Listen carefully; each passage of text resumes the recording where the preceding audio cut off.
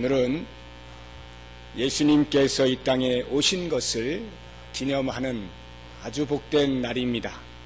갓난 아이로부터 백발의 어르신에 이르기까지 우리 동북교회 온 식구들이 이렇게 한자리에 모여서 예배를 드리게 되니 참으로 감사하고 예수님의 탄생을 축하하고 기뻐하는 이 일이 얼마나 복된 것인가 하는 것을 생각해 봅니다. 지금 우리 교회뿐만이 아니라 인천 또 우리나라 나아가서는 전 세계의 교회가 모두가 다 아기 예수의 나심을 축하하는 귀한 예배를 동시에 드리고 있습니다. 생각만 해도 가슴이 벅차오르지 않습니까? 이 엄청난 사건을 우리가 비록 제한된 공간에서 예배를 드리고 있지만 전 세계에서 일어나고 있는 것을 상상하면서 드린다라고 할 때 이 예배가 얼마나 영광스러운가 하는 것을 생각해 볼 수가 있습니다. 그런데 정작 예수님께서 나셨던 2000여 년 전의 상황은 지금과는 전혀 다릅니다. 예수님을 경배하기는커녕 예수님이 누구신지 알아보지도 못했습니다. 아주 소수의 사람들만이 예수님의 나심을 축하하고 경배하였을 뿐입니다. 마치 아무도 경배하지 않았다라고 말을 해도 될 만큼의 극소수에 불과하였던 것입니다.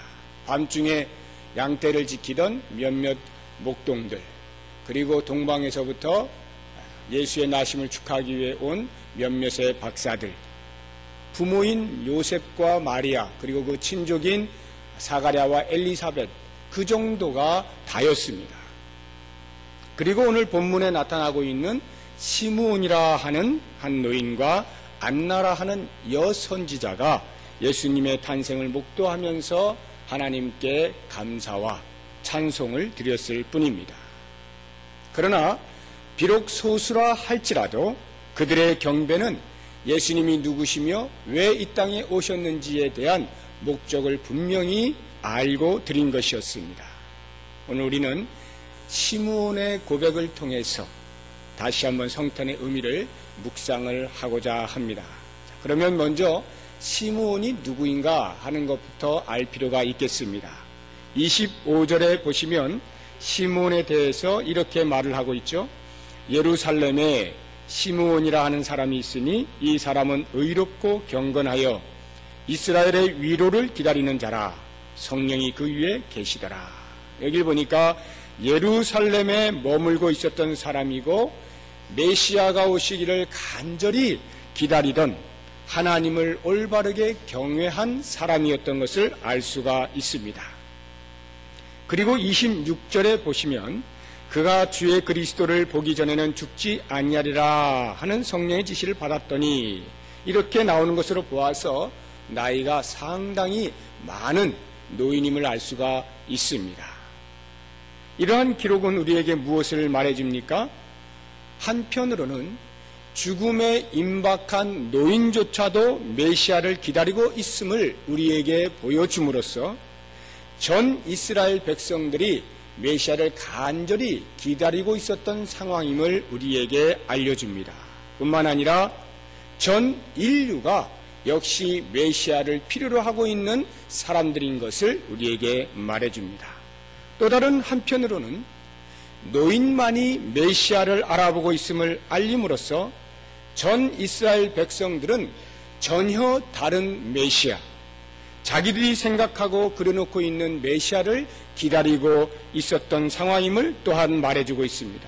그리고 인류 역시 엉뚱한 메시아를 요청하고 있는 것을 우리에게 시사해주고 있는 것입니다. 그렇다고 하면 어떻게 해서 시므온이란 노인은 아기 예수님이 메시아임을 알 수 있었습니까? 우리는 자칫 25절에 나오는 대로 이 사람이 의롭고 경건하기 때문이다 라는 생각을 하기가 쉽습니다만 사실은 그것이 근거가 아니라 성령의 사역으로 인한 것임을 알 수가 있습니다. 25절에 보시면 성령이 그 위에 계시더라 말씀하시죠. 또 26절에는 성령의 지시를 받았더니 라고 나옵니다. 그리고 27절에서는 성령의 감동으로 성전에 들어가 예수님을 만났다라고 나옵니다. 이렇게 성경은 철저하게 예수 그리스도를 알아볼 수 있었던 이유가 성령의 감동과 가르침 때문이었음을 우리에게 말씀하고 있는 것입니다. 자, 이제 그러면 다음으로 율법의 규례들을 몇 가지 알아볼 필요가 있는데요. 시므온과 예수님이 만난 장소는 예루살렘 성전이었습니다. 그러니까 그 만난 때는 예수님께서 성전에 오신 때가 되겠죠. 그러면 예수님이 언제 성전에 가셨느냐라고 하는 것을 우리가 알 필요가 있습니다. 오늘 우리가 읽지는 않았습니다만 22절 이하에 보면 그 답이 나옵니다. 모세의 법대로 정결 예식의 날이 참에 아기를 데리고 예루살렘에 올라가니 이는 주의 율법에 쓴 바 첫 해에 처음 난 남자마다 주의 거룩한 자라 하리라 한 대로 아기를 죽게 드리고 또 주의 율법에 말씀하신 대로 산 비둘기 한 쌍이나 혹은 어린 집 비둘기 둘로 제사하려 함이더라. 이렇게 나와 있는데 이 구절을 여러분들이 잘 보실 필요가 있습니다. 이 안에 두 개의 다른 예식이 들어있어요. 하나는 산모 정결법이라고 하는 것이고 또 다른 하나는 장자 속전법이라는 것입니다. 좀 생소한 언어이겠습니다만 제가 설명을 잘 드리도록 하겠습니다. 22절에 나오는 모세의 법대로 정결 예식의 날이 참에라고 하는 이 말은 예수님에 대한 말이 아니라 예수님의 어머니인 마리아에 대한 말입니다. 즉 마리아가 율법에 규정한 산모 정결 예식에 이르기 위하여서 성전에 나온 것입니다. 레위기 12장 1절 이하에 보면 그 말씀이 나오는데 이 말씀들이 조금 생소하기 때문에 여러분들이 말씀을 직접 찾아보는 것이 좋을 것 같습니다. 한번 레위기 12장을 찾아보시겠습니까? 구약성경 창세기, 출애굽기, 레위기, 구약성경의 처음부터 세 번째 책에 나옵니다. 레위기 12장 1절 이하를 보시기 바랍니다.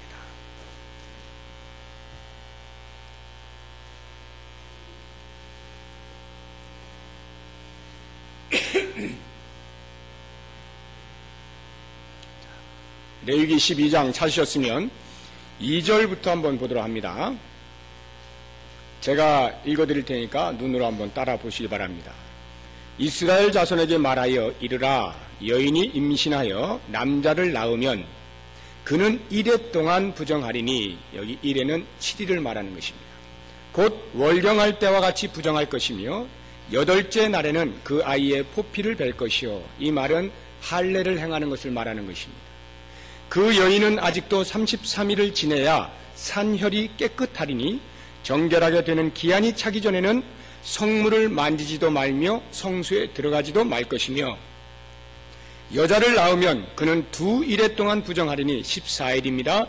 월경할 때와 같을 것이며 산혈이 깨끗하게 되면 66일을 지내야 하리라. 자, 여기를 보시면 아들을 낳은 산모는 총 7일과 33일 합하여 40일, 그리고 딸을 낳은 산모는 그 2배인 80일 동안 성전에 나올 수가 없다라고 기록을 하고 있습니다. 그러니까 시므온과 예수님의 상봉은 최소한 예수님이 탄생하신 지 40일이 지난 것임을 알 수가 있겠습니다. 이제 본문에 나오고 있는 이 누가복음 2장 24절에 보면 제물들이 쭉 나오는데 이 제물들은 마리아의 산모 정결 예식에 필요한 제물들을 말하고 있는 거예요. 그 내용이 우리가 방금 읽은 레위기 12장 6절 이하에 그 제물들에 대하여 자세히 나와 있습니다. 자, 그러면 또 다른 하나인 장자 속전법이라고 하는 것에 대해서 말씀을 드리겠습니다. 우리 본문 23절에 나오는 말씀이 바로 그것인데요.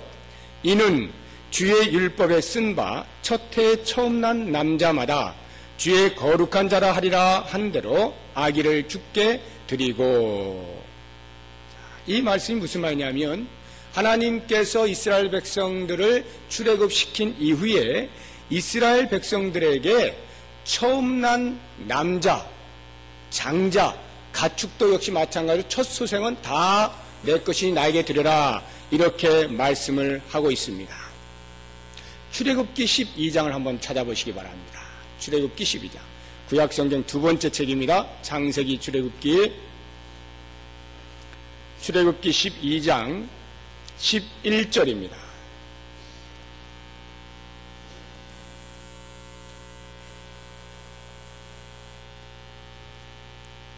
찾으셨으면 출애굽기 12장 11절, 12절 두 절을 우리 같이 한번 읽어보겠습니다. 시작.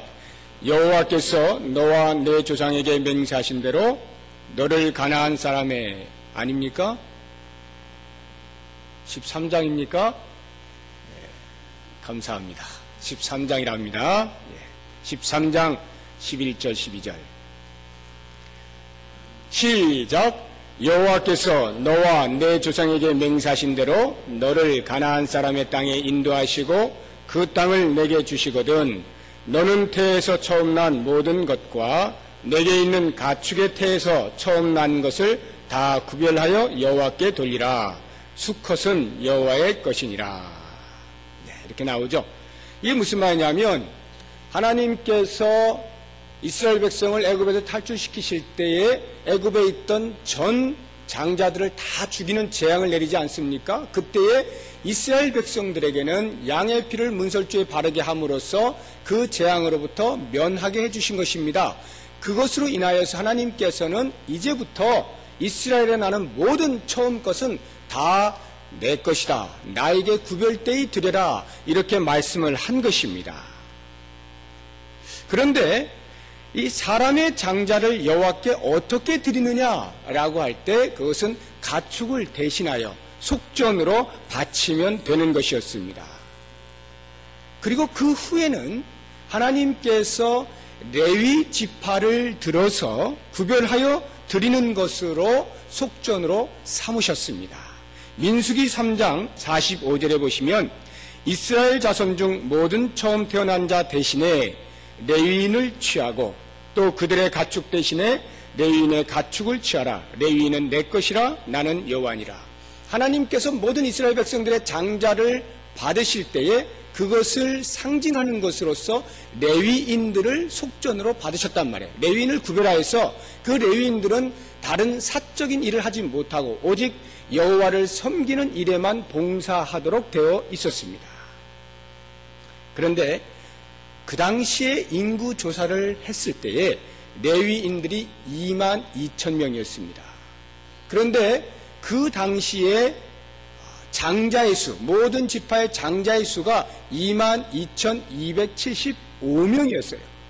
그러니까 275명분에 대하여서 부족한 것이죠.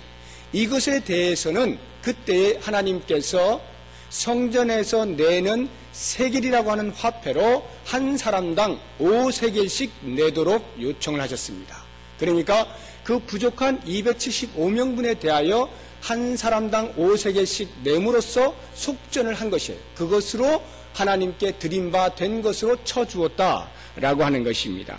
그런데 이것이 그 이후로부터 모든 장자에게 동일하게 적용이 되어서 언제든지 장자가 태어나면 이렇게 5세겔을 바치는 예식을 거행을 함으로써 하나님께 이 장자는 봉헌된 자입니다 라고 하는 것을 상징적으로 표시하는 관례가 생겨나게 된 것입니다. 예수님께서 지금 성전에 나오신 것은 부모인 요셉과 마리아가 바로 이 예수님을 장자를 하나님께 드리는 이 장자 속전법 예식을 거행하기 위하여 성전에 데리고 나온 것입니다. 그렇다고 한다면 지금 예수님이 나신 것과 이것이 무엇이 그리 중요하냐라고 하는 생각이 드실 수가 있는데 가만히 생각을 해보시면 지금 예수님께서 이 땅에 오신 것은 죄를 알려주는 그 율법의 방식이 아닌 믿음의 방식으로 구원을 얻게 하시기 위하여 이 땅에 오신 것 아닙니까? 그런데 그 율법이 아닌 믿음의 방식을 소개하기 위하여 오신 예수님께서 그 율법을 지키시고 있는 모습을 우리에게 지금 보여주고 있는 것입니다.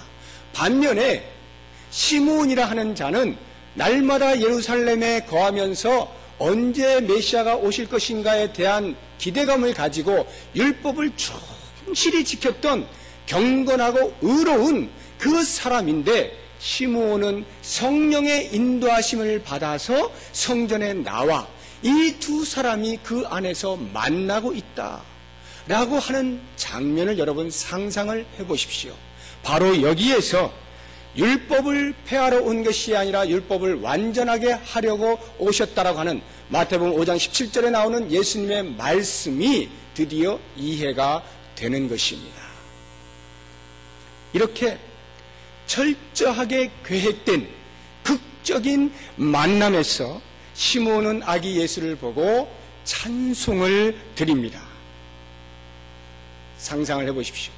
죽음조차도 연기를 한 채 하루하루를 애타게 기다리던 한 노인의 입에서 나온 이 찬송, 이것은 그의 가슴 깊은 곳에서부터 터져 나오는 너무나도 자연스럽고 간절한 감격의 외침이자 고백인 것입니다. 29절의 그 마음이 그대로 묻어나오지 않습니까? 주제여, 이제는 말씀하신 대로 종을 평안히 놓아주시는도다. 종을 평안히 놓아주시는도다. 무슨 말입니까? 이제 눈을 감아도 여한이 없습니다. 죽음이 임박한 노인이 성령의 지시를 따라서 아직 메시아를 보기 전엔 죽지 못한다는 그 말씀 때문에 하루하루 계속하여 그 죽음 앞에서 애타게 기다리고 있다가 드디어 보게 되었을 때에 주여, 이제 저는 죽어도 여한이 없습니다. 이 말을 하고 있는 것이거든요. 이 찬송의 내용을 볼 때에 아기 예수의 나심의 목적이 아주 선명하게 드러나고 있는 것을 볼 수가 있습니다. 그 목적이 무엇입니까? 인류의 구원이죠. 아기 예수님은 모든 인류의 구원을 위하여 이 땅에 태어나신 것입니다. 30절을 보십시오. 내 눈이 주의 구원을 보았사오니 이는 만민 앞에 예비하신 것이요 이방을 비추는 빛이요 주의 백성 이스라엘의 영광이니이다. 이 고백 속에 예수님께서 만민의 구세주로 이 땅에 오셨음을 명백하게 알 수가 있는 것입니다. 그렇습니다. 예수님께서는 이 땅에 오신 것이 많은 종교 가운데 기독교를 창시하시기 위하여 오신 것이 아닙니다. 성령으로 잉태된 동정녀의 탄생을 강조함으로써 영이 탄생했음을 알리기 위하여 이 땅에 오신 것도 아닙니다. 그렇다고 세세의 길이 나올 만한 교훈들을 우리들에게 주기 위하여 오신 것도 아닙니다. 수많은 추종자들을 거느려 세력을 확보하기 위하여 이 땅에 오신 것도 아닙니다. 어느 정도의 초자연적 능력을 행사해서 신비한 경험들을 우리에게 맛보게 하시기 위하여 오신 것도 아닙니다. 예수님은 오직 한 가지 목적, 만민의 구원을 위하여 이 땅에 오신 것입니다. 그렇다고 한다면 과연 그 구원이 무엇으로부터의 구원이냐라고 하는 것입니다. 무엇입니까? 죄로부터의 구원을 말합니다. 이것은 예수라 불리는 그 이름의 뜻에서 잘 나타나 있습니다. 마태복음 1장 21절을 보면 아들을 낳으리니 이름을 예수라 하라. 이는 그가 자기 백성을 그들의 죄에서 구원할 자이심이라 하니라. 자기 백성을 그들의 죄에서 구원할 자라. 죄가 무엇입니까? 하나님의 말씀에 불순종함이 죄입니다. 하나님과 같은 자리에 있기를 원하는 교만한 마음이 죄입니다. 첫사람 아담이 바로 이러한 죄를 지은 것입니다. 그래서 모든 인류의 그 죄가 들어왔습니다. 그리고 죄로 말미암아 인류에 임한 하나님의 진노는 사망입니다. 로마서 5장 12절에 보시면 그러므로 한 사람으로 말미암아 죄가 세상에 들어오고 죄로 말미암아 사망이 들어왔나니 이와 같이 모든 사람이 죄를 지었으므로 사망이 모든 사람에게 이르렀느니라 말씀하고 있습니다. 여기 사망은 육체의 사망뿐만이 아니라 하나님과의 단절을 의미하는 영적인 사망을 말하는 것입니다. 본래 인간은 창조주이신 하나님과 아름다운 교제를 하는 삶으로 가장 큰 행복을 누리며 살도록 지음을 받았습니다. 그런데 그 죄로 말미암아서 가장 큰 행복이었던 하나님과의 교제가 끊어졌기에 이것이 인류의 가장 큰 불행이라 할 수 있는 것입니다. 아무리 과학이 발달하고 편리한 세상을 우리에게 만들어주고 문명이 발달한다 할지라도 영원한 사망의 굴레로부터 우리를 해방시켜 줄 수는 없는 것입니다.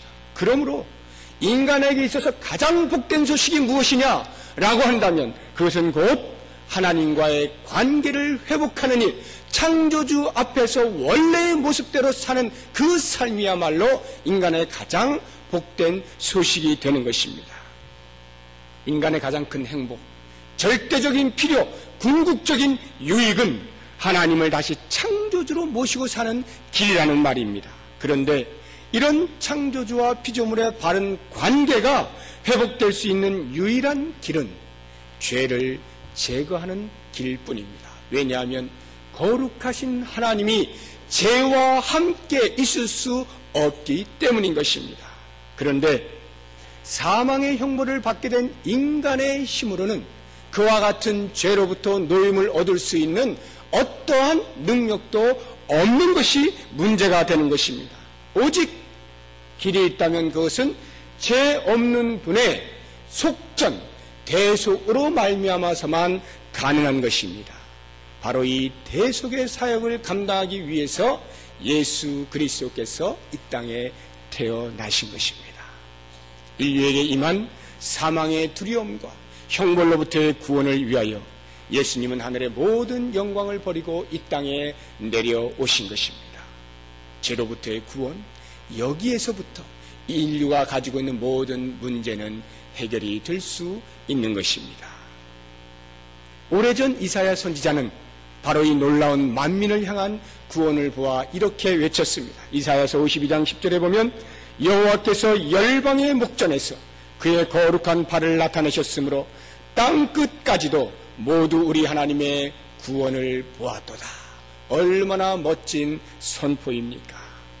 그러므로 우리는 이 성탄의 때에 그 어떤 것보다 구원의 은혜를 깊이 묵상할 수 있어야 하는 것입니다.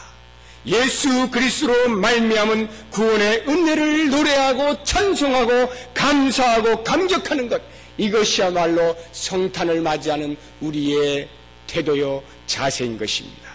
이제 마지막으로 한 가지만 더 생각하고 말씀을 마치겠습니다. 시몬은 초림의 예수 그리스도를 맞이하면서 이렇게 진지하고 감격에 겨운 고백을 하였습니다. 아무도 알지 못하였던 그 시기에, 암흑과도 같은 어둠의 시기에 빛으로 오신 아기 예수를 영접하였습니다. 그래서 우리는 이미 온 세계에 알려진 예수님의 탄생을 기쁨으로 맞이할 수가 있게 되었습니다. 그러나 여기에 덧붙여서 이제 한 가지 깊이 묵상해야 할 것은, 마치 초림의 예수 그리스도를 이러한 진지함으로 맞이했던 시몬처럼 이제 우리는 다시 오실 재림의 예수님을 그렇게 진지하게 대망을 할 수 있기를 바랍니다. 주님이 다시 오지 않을 것처럼 무분별하고 불의한 삶을 사는 사람들 속에서 이미 초림을 경험한 자들로서 주님의 재림을 대망하는 경건한 삶을 묵상하는 성탄절 한날이 될 수 있기를 예수의 이름으로 축원합니다.